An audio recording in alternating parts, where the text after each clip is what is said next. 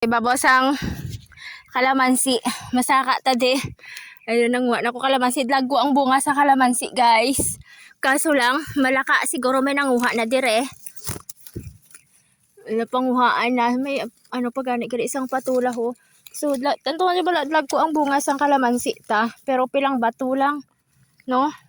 Pira lang ka bato. Siguro may nanguha. Buay man siya bulak. Sa nagligat to, damo ni siya bulak. Kasi butang talaga sa aton nga bag. Na, kay kinahanglan naton abi ang kalamansi kay himuon naton nga juice. No, so yes, manguha kita dire. Medyo gagmay ang iban lagko pero ang iban gagmay. So sige lang, importante may ara kita nga makuha. No kay kinahanglan tagidabi kag importante syempre gamito sa himuon naton siya nga juice, vitamin C ini ang kalamansi, no? So ari ang iban diri abi nga nga medyo wala na sang dahon, wala na nagbunga kay tungod nga nagsunggod ni sa siguro kay last time pag after sang nag-harvest kita sang summer, pag panunog naton or pag pangkansyahan naton dire na anuhan siya nasunog ang mga dahon nga iban. So amo ni subong medyo gamay lang ang bunga. Gamay lang gyud laka na. Grabe. Pero last time damo-damo dire, no. So amo na ni ang update naton dire sa aton nga kalamansi. Kag didto gali sa may pihak, damo siya bunga pero gagmay lang. Ara kung makita ninyo gagmay lang. Siguro napanguhaan na dira.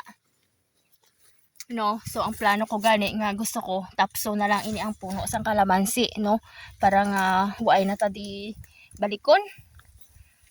Kaso lang ang ginaano ko naman kay pwede siya mapasilungan, so depende na dire kung mapatay naton ini siya ti mapatyo na lang naton ino.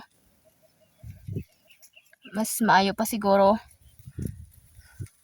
gamay man lang ang bunga, hindi man gid sila nga damo gid. Hindi man siya mga puslan gid kuan kay ti gakadula man lang ang bunga. Iban man lang abi nagapulos kay kung sino man lang makakadto dire. Ginanakaw Manila. Sa isa ka puno sang kalamansi tigbulong nga subong amo lang ni makuha ta gamay. Do ka bilog ilisipon, no? Ilisipon ang kalamansi. May kinahanglan ta tani para sa aton nga program ang kalamansi tungod himuon naton nga juice. Pero pilang bato lang makuha ta sini dire, no? Pakita ko sa inyo karon later on after tapos kita harvest dire or makapangunga sa aton mga kalamansi kung how much makuha naton dire sa isa ka puno, okay?